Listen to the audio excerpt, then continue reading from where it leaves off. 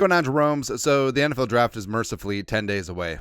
It's good times. But all of the scenarios, all the hypothetical situations are going around in everyone's head. And the Vikings have 9 picks. They have 2 first-rounders, 7 day 3 selections. And we floated the idea, hey, maybe the Vikings should take a quarterback high and then pull a RG3 Kirk Cousins and take a quarterback in the mid-rounds or even late. But PFF Sam Monson, the Irishman, definitely took things to a different level. So latest 2-round mock draft. Commies take McCarthy at 2. Vikings secure 2 quarterbacks again. This is a 2-round mock draft. So let's dive on in. Of course, Quasey's like 2 quarterbacks at the same time, man. That's right. All right, so getting into this. So Caleb Williams 1, J.J. McCarthy at 2. I don't think that's as crazy as people think. Jaden Daniels at 3. So the Broncos decided to move all the way up for Jaden Daniels. Could the Vikings have made that deal? I don't know. But the Patriots get 12.76 and a 2025 first round. That's it? All right, so a 1 and a 3 and a future 1. That's it? Come on, man. Harrison Jr., Joe Walt, Neighbors, Talisa Fuaga, Jared Verse goes to the Falcons. Now the Vikings make a trade in division, which I don't know if the Bears would want to do that, but also the Bears only have 4 draft picks to begin with. But the Vikings, they get number 9 overall, and then the Bears get 11 and a 4th-round pick at 108. So 4th rounder to move up 2 spots. I mean, we'll take that. And it is possible that Drake Maye isn't everyone's cup of tea, given his high-variance nature, but this is what Sam wrote. There are reports that Drake Maye is a quarterback the Minnesota Vikings covet, and that lines up nicely if he starts to slide as more and more concerns crop up with his game. In this scenario, Minnesota jumps up only 2 spots to ensure they get their guy, and more of teams behind them looking to jump in front. And then the rest of the way, Bowers, they still get a Dunze at 11. Annoying. Fashanu at 12, blah, blah, blah, Ternaro, Fatanu, Jerome, blah, blah, blah, blah, blah, blah. Basically, it's pretty straightforward. I mean, the rest of them, Dallas Turner falls all the way to 23. Shoot. A.D. Mitchell, Wiggins, Latham, Zach Frazier, makes a first-round appearance. I love me some Zach Frazier. Not gonna lie, man. Kool-Aid, Chop, TJ Tampa, long length, the cornerback at 31. Guyton at 32. If ever the mom wants to give wide receiver to the Chiefs, yes. So now the Vikings at 34.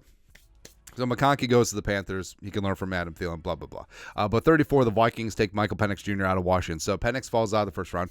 Does Nix go at any point here? Nix.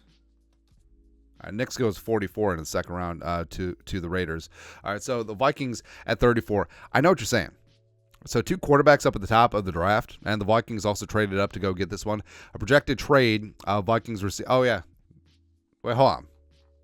So I had forgotten that the Vikings didn't give up 23. So the Patriots actually came up for 23. The Vikings got 34 and 68. So, I mean, it's kind of nice. So the Vikings get 34 second round as well as a top of the 3rd round pick in 68. I mean, we'll take that. So I just completely glossed over that because I'm very smart. Actually, I'm kind of a dual mass today. But 34 Vikings, Penix Jr. GM Kwesi Adofo-Mensah has a finance background, which means diversifying and hedging. Minnesota shocks the NFL by selecting quarterbacks in the 1st and 2nd. Now, I know the immediate reaction is, well, if you have 2 quarterbacks, you have no quarterbacks. That's not necessarily true. So you got Darnold, you got Maye, you got Penix, and then also you got Mullins and the Mormon Missile, right? So Drake Maye and Michael Penix Jr., they'll just go at it. They'll compete, and whoever ends up on top is going to be the winner and is going to be the future franchise quarterback for the Vikings. And this isn't such a throwaway of a pick. And yes, the Vikings have other needs, but they still have 7 other selections. They gave up 108, but they did acquire 68, so they're back in the 3rd round, and they can certainly address other needs and take BPAs and all that stuff. But this is actually kind of smart because Maye has question marks, Penix has question marks, and you're going to hedge your bets here by hoping that one of them will turn out. Now, it would suck if they both brick out, which is possible, but what's going to happen is that one of these guys is going to stratify and establish himself as the alpha in the room, and it could be Maye, it could be Penix, and guess what? Whoever doesn't win the job is going to have trade value because quarterbacks are always valuable in this league, and now, I mean, could you get it like a 3rd round pick out of someone eventually down the line? Possible. Maybe even a round 2 pick. Who knows? But the whole thing about it is I wouldn't mind this approach. And it's something that we talked about too. Now, maybe not 1st round, 2nd round, at number 9 and 34.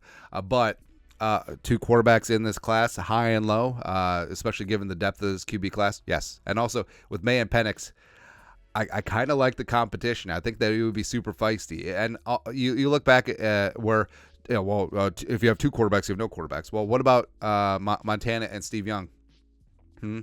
So Steve Young was champing at the bit for years behind Montana, who still had some good years left. And that competitive tension actually benefited the San Francisco 49ers. And that's exactly what Bill Walsh wanted to happen. And could Maye and Penix be a diet version of that? Sure.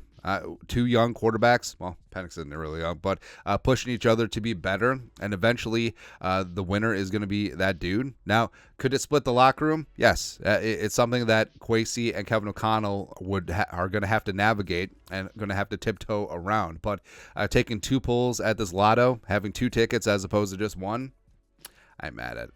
I'm mad at all, man. All right, so rest of the way. Newman falls out the first round. He goes to the Commies. Fisk goes to the Chargers.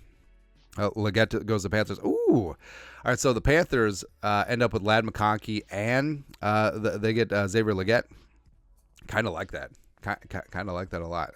And also, they still got Thielen in the twilight of his career. They got some Deontay Johnson as well. And also, hey, remember Mingo? Mingo was supposed to be the guy. Haynes goes to the Commies. Who cares about the rest of the way? But basically, it's spicy.